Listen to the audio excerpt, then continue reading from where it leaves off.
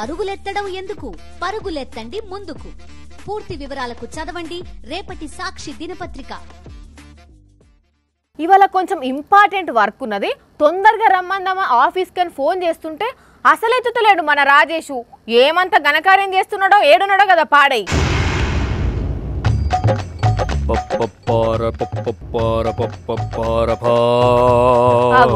ఈయనేందో ఆసనాలు వేస్తున్నాడు ఏన్నో ఉండి.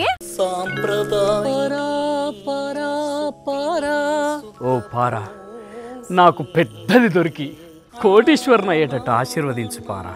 అట్లయితే నీ పార పిడిని పసిడితో చేయించి పండుకునే రూమ్లో పెట్టుకొని నిన్ను పూజించుకుంటా. పారమ్మ పారమ్మ పారమ్మ నన్నే. ఓ మనిషి ఏడున్నావు? బూజు పట్టిన కారం ముఖమేసుకొని పారకు దండం పెడుతున్నావు. ఇదేంది ఇట్లా దొరికిపోయినా?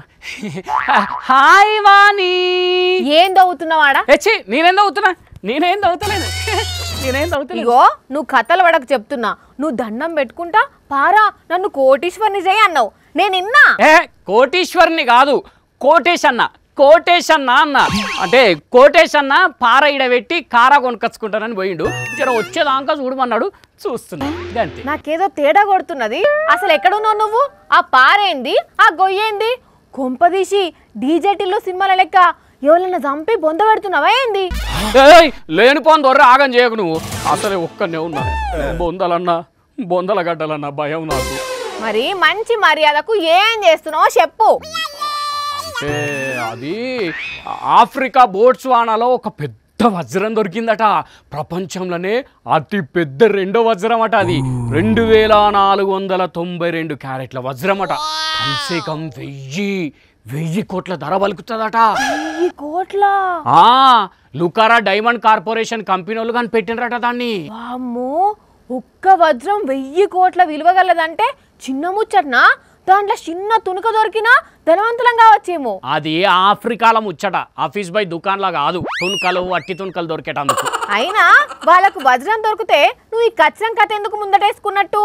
అంటే ఆ వజ్రం వార్తినంగానే మా తాత కథలరావు చెప్పిన కథ యాదికొచ్చింది. అబ్బో, ఏందో అది? మన ఊరవతల అడవిలా రాజులు వజ్రాలు దాచిపెట్టినరట అని చెప్పేటోడు. అందుకనిగో ఇక్కడికి వచ్చి నవ్వుతున్నా. చిన్న వజ్రం దొరికిన కోట్లు సంపాదించవచ్చు కదా. కోట్లు కాదు కదా, వాడి పడేసిన ప్లేట్లు కూడా దొరికే ఆడగాని. దా ఇక నువ్వైతే ఆ నుంచి ఇక్కడికి రా. వెనకటికి నీలాంటిదే ఎక్స్ప్రెషన్స్ పలికి అమ్మ యాంకర్ అమ్మ అన్నారు అని సావు వార్తను చల్లగా నవ్వుకుంటా చెప్పిందట. మరి లేకుంటే మా తాత శీలాన్నే మా తాత గలాన్నే శంకిస్తావా నువ్వు? ఆయన పేరుకు తగ్గట్టే కథల రావు కథలు బాగానే చెప్పిండు మీకు గాని. దాయిగా నిజంగా దొరికే అయితే మీ తాతనే దవ్వుకోకపోవునా?